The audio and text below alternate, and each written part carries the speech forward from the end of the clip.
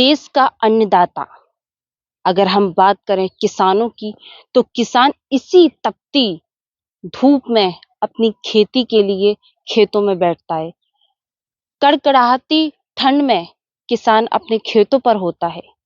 बरसात में फसल खराब हो जाती है, तब भी किसान को तमाम समस्याएं होती हैं।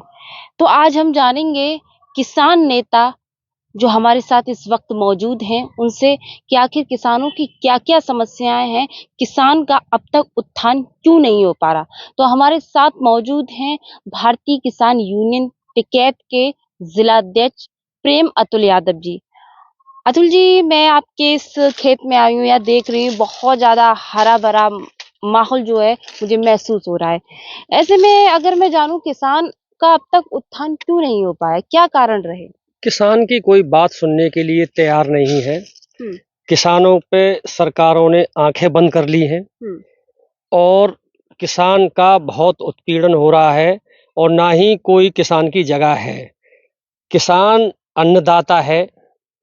अगर किसान किसानी छोड़ देगा तो स्थिति देश की दुर्बल होगी, क्योंकि किसान हो, आर्मी हो, व्यापारी हो, खाना उन्हें सबको अन्न ही है और अन्न उगाता है अन्नदाता किसान।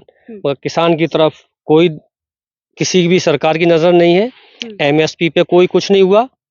लाइट को सरकार ने बोल रखा है कि अप्रैल के बाद कोई बिल नहीं आएंगे, फ्री कर दी जाएंगी, मगर उन पे उन्होंने पीछे का भुगतान पूरा क्लियर होगा और मीटर लगा दिए जाएंगे। उसके बाद की बोल रहे हैं 80% किसानों पे भुगतान नहीं है और बहुत लंबी रकम है उनके पास, 2-2, 3-3 लाख रुपए। कोविड में नुकसान हुआ उनका और ओलावृष्टि से नुकसान हुआ। किसानों के पास अपना पेट पालने के लिए नहीं है, तो वो बिल कहाँ से भुगतान करेगा। उसके बाद वो फ्री चाहेगा। ये सिर्फ एक उनका जुमला है। उन्हें पता था कि इससे किसान ना तो बिल भरेगा, ना हम फ्री लाइट दे पाएंगे। और भी किसानों की बहुत सी समस्या है। जिले में लाइट की ले लीजिए। लाइट में बहुत सी घटनाएं ऐसी फिरोजाबाद में मेरे सामने आई हैं कि लाइट से उनकी पूरी फसल बर्बाद हो गई।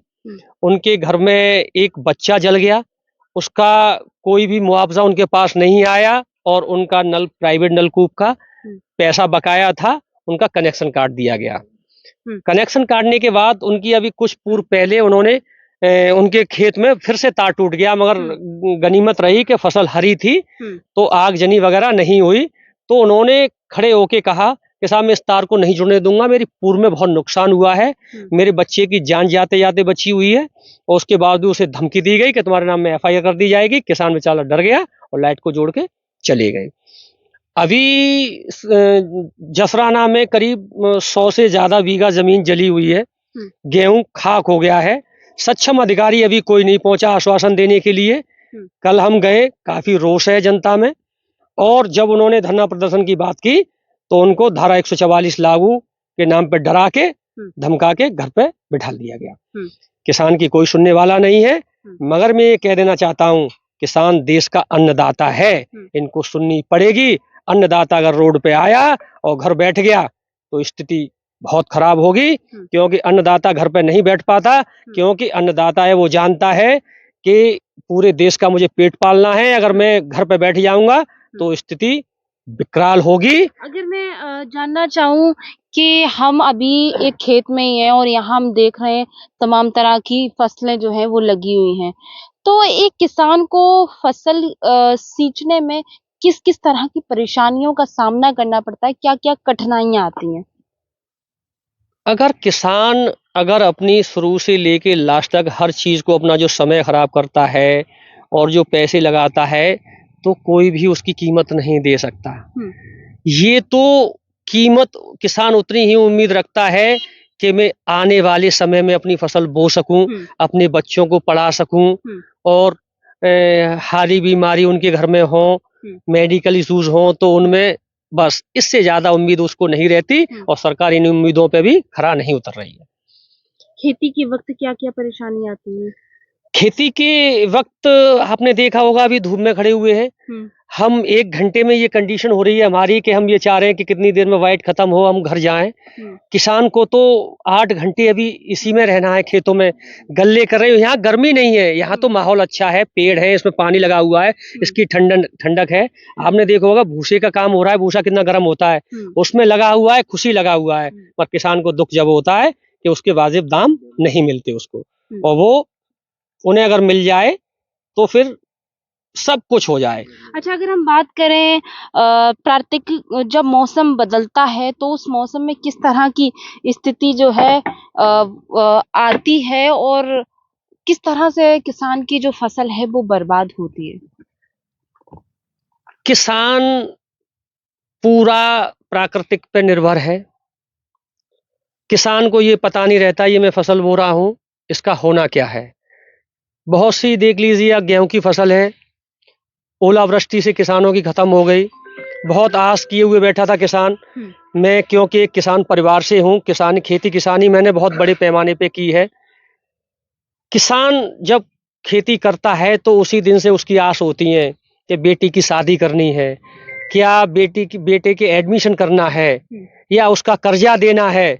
सारी चीजें होती हैं, होने के बाद अगर फसल बर्बाद होती है और सरकार नहीं सुनती तो किसान के पास आत्महत्या के अलावा कुछ नहीं रहता। और उसी का सबसे बड़ा कारण ये है क्योंकि किसान खुददार होता है, वो कर्जा नहीं झेल पाता।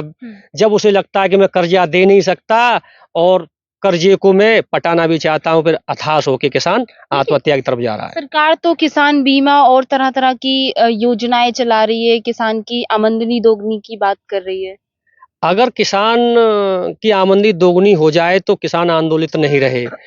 और दोगुनी की बात कही जाए, ये जितनी भी योजना है ये सब कागजों में है, धरातल पे कोई योजना नहीं। अगर धरातल पे योजना आए तो किसान खुशहाल हो जाए। मुआवजे वाली बात में बस लेखपाल पहुंच गए थे, उन्होंने आकलन भेज दिया। अभी भी मेरी बात होती है सक्षम अधिकारियों से, एसडीएम साहब से भी बात हुई थी, तो बस ये है कि हमने रिपोर्ट भेज दी है।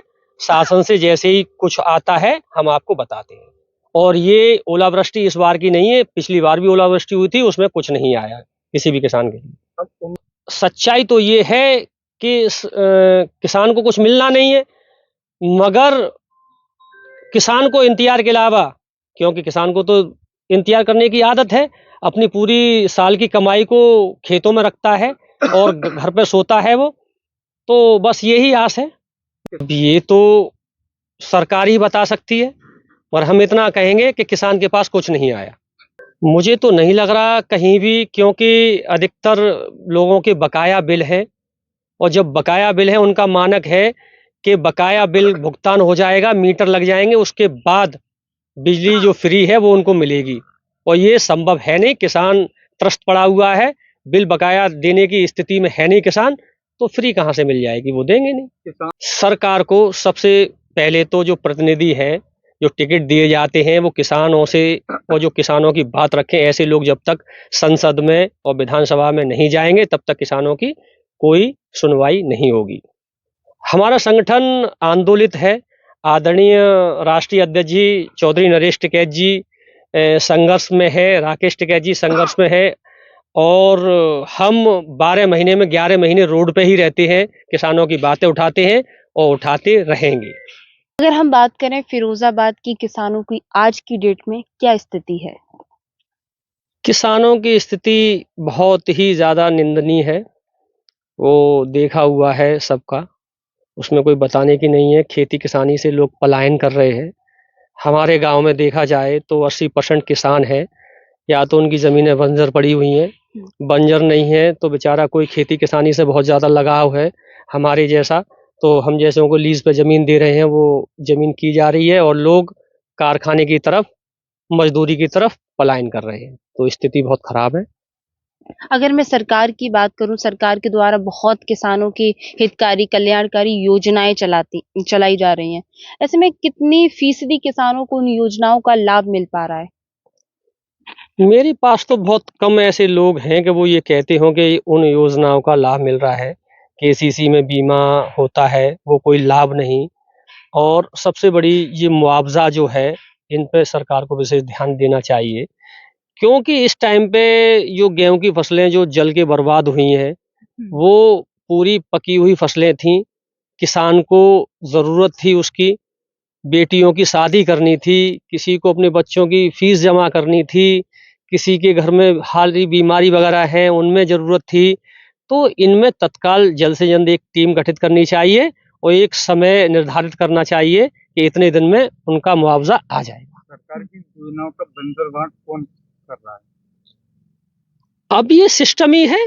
जब सिस्टम के बीच की बात है, जो सिस्टम होता है जिला लेवल का या कहीं भी कहीं, सिस्टम ही की देन है सारी।